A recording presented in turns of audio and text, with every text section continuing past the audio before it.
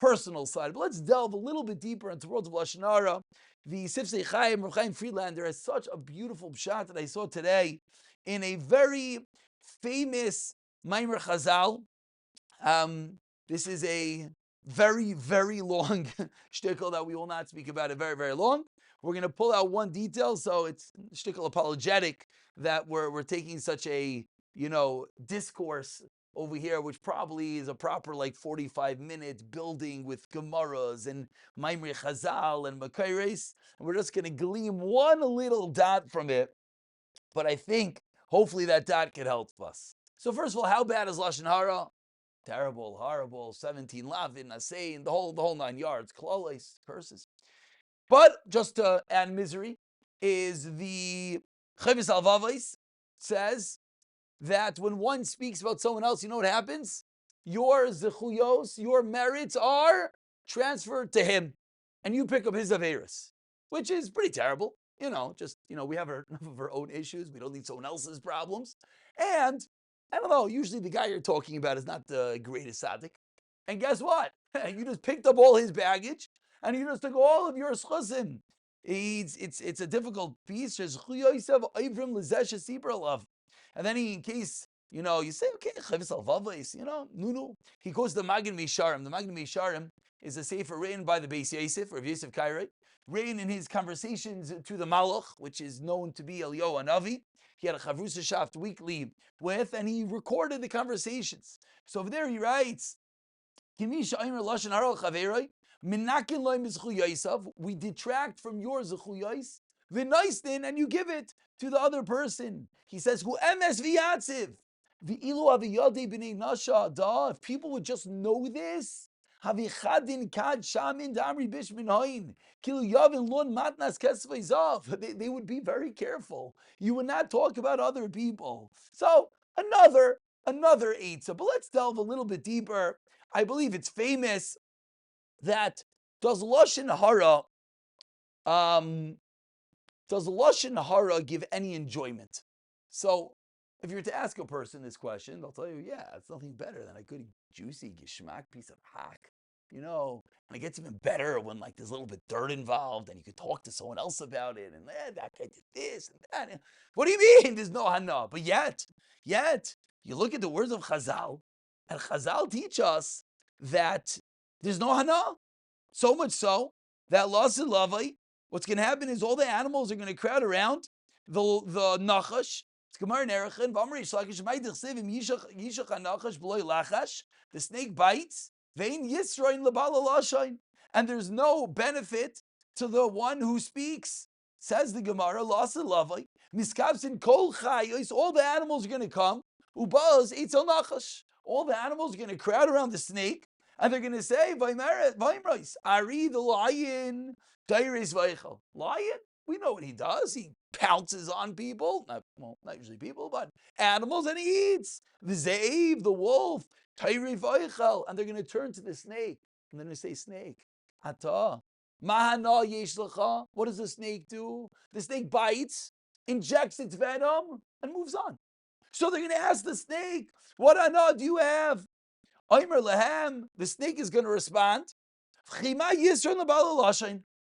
what about the guy who speaks badly? Where is his benefit that he gets? End of Gemara, a cryptic Gemara, a Gemara that much ink has been, not spilled, but eloquently written on this topic. But the question is that, with all the evils of Lashon Hara, we know that the snake, the original Lashon Hara was what? The original sin of Adam and Rishon. It brought Misa to the world. So the question is, what does this mean? Just how do we reconcile these two things? Chazal are teaching us that there's no benefit, and we just don't understand it. And to make matters a little bit worse, the Yetzer Hara for it is extreme. So there's a Yetzer Hara to do something that Chazal say we don't really benefit from. We know that, we do. So what's going on over here? So the Rav Friedlander over here explains absolutely beautiful. And he says that there's a terrible mistake in Lashon Hara. Why? Let's delve into this psyche. Why do we get benefit? Why do we enjoy when we speak Lashon Hara? It's an interesting question. It's one of these just like thought-provoking questions. What's the benefit that you're getting? There's nothing tangible. You didn't just bite into a juicy steak. You didn't just I don't know, go ski down a nice mountain. You didn't jump into a swimming pool. What is the benefit? Why? Why do we enjoy it? Where does that enjoyment come from? And it's a very good question. And that's really the start of the answer. And he says, you know where it all comes from? And he quotes a Ramchal. Says the Ramchal in Mesil Sisharim, you know what the kloloi of everything is? Har kavod who doichik es leva adam. Honor. Kavod pushes the heart of man. Yoiser mikol atshukos v'chemdei shabayim. What pushes us more than anything is honor. Kavod. There's nothing we crave more than honor. Kina, taiva, and kavod, moitziin es adam min ha'olam. Jealousy, pleasure, honor. Some level, these three are shtickle intertwined. Definitely the kina and the kavod.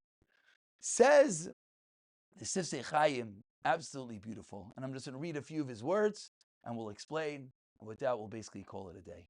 Says the Sifsei Chaim, Hamisaber lashon hara toye ta'us neira. You're making a horrible mistake. Why? What's the mistake? When you speak about someone else in your mind, not over here, not maybe cognizantly, not maybe proactively, not maybe thoughtfully, but in the deep recesses of your mind, what are you thinking? Nidme loy, it's appearing to you. She'im yashbil es chaveiroi, if I put down my friend, our minds, our leave, our kavod tells us, and therefore I become better. If you're down, invariably I must be up. And he says, because when you lower someone else in your mind, you think that you're so chashiv. You think you didn't do anything wrong. If I could talk about the aveira that he did, that I didn't do, that makes me better. If I could talk about the scandal that he's involved in and I'm not, that makes me better. If I could talk about, oh, what's he doing this and what's he getting involved in this and he doesn't come to this and he doesn't come to that and he doesn't know what he's doing and he speaks this way, so I feel better. Says the Sifsei Chaim, quoting based on this Ramchal, it's a toyas noira. There's no real benefit. What's the benefit? The benefit is we're creating a false world. We're creating a world that we're trying to promote ourselves. We're putting ourselves up high by how? By knocking you down low. But guess what?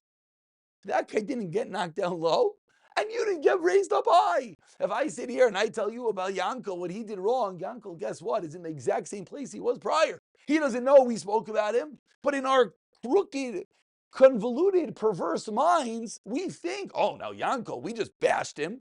Oh, and I'm better. What did you just do? Yankel has issues or not. He's who he was, and I am who I am. Says the Sifsei Chaim, there's really no hana. There's really no benefit. The crave, the desire is just misguided kavod.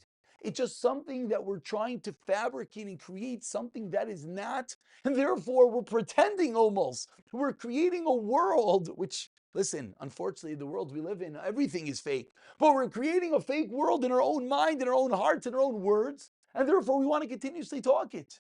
And he says this goes so deep. This is actually part of the Yetzer Hara's tricks, so much so that a child almost instinctively talks bad about his friends. He says a child at a young age goes to tell his father and mother about his brother that he did something wrong. What are you doing? Why are you telling mommy and daddy, Abba and Ima, that a little whatever did something wrong? He says it's already the Yetzer Hara infecting the child. And at a little age, a child has no Yetzer type to counteract him. So he just automatically, interesting chinuch idea to think about how these things work, but that's not for now. So automatically the child comes and talks about this one, talks about that one, because he doesn't have the ability to overcome it. But says the Sifsei Chaim, and this is the incredible lesson, because Lashon Hara is horrible, is evil, is terrible. We all knew that. And yet, with knowing that, it's almost impossible, we feel, to not succumb. Forget about in the world of talk, in the world of reading, in the world of, in the thirst of, I don't want to use the word knowledge, because it's not knowledge, but it's data. Well, what is, if you were to put it in a deep way, what is all the social media and all the news out there that we all crave so badly? It's a deep craving for data, for knowing what's going on. But what happens is very quickly it's a slippery slope that we fall into Lashon Hara. We fall into talking about this one and listening to that one and getting involved in this one and posting about that. So how do we get out of it? The first step is to realize what's really happening. If we could sit down and think, I did not become any better from this. He did not become any worse from this. And the only reason why I'm having such a desire is because in the deep recesses of my mind is I want to be high. I want kavod. That's just the way we're trained. That's the way we're wired. But guess what? It's fake. It's not real. Maybe, just maybe, to me, this was a little bit of a new way of approaching it. Maybe with a little bit of a deeper explanation, we'll be able to finally extricate ourselves. Listen, all Misa was brought to the world from this. The first sin was because of this. So it's obviously something very difficult. And of course, Hashem understands how difficult it is. And of course, we don't want someone else's Aveiros, and we don't want to give away our Zchuyos. But maybe with a little bit of a deeper understanding, when we realize that all we're doing is we're craving kavod, we're craving honor, we're trying to make ourselves better by putting him down, and it's not real, it's phony, it's fake. Maybe, just maybe, we'll be able to actually stop for a moment, not talk, don't post, don't comment, don't listen, walk away when someone is talking. And you know what? That really makes someone honorable. That one really makes someone covet. And you know what? To tie it back to what we started with, as the Sefer Chassidim taught us, we all know that when that guy walks away and maybe someone says, oh, you're too big, we all know that deep down we honor that person. Deep down we feel that person is great. When someone walks out of something negative, when someone says it's not for me, I can't get involved in this conversation, whether we're manly enough to say it. But we all know that we honor such a person. He's bigger, he's greater. Hopefully, b'siyata d'shmaya, as we learn the parsha, as we hopefully gain from the parsha, we'll be able to look a little bit deeper into what drives, what motivates us, unfortunately, to get involved in such speak, in such talk, in such situations, and thereby slowly, slowly become bigger, become greater from it. And thereby get the elixir of life. Oyev yamim b'liros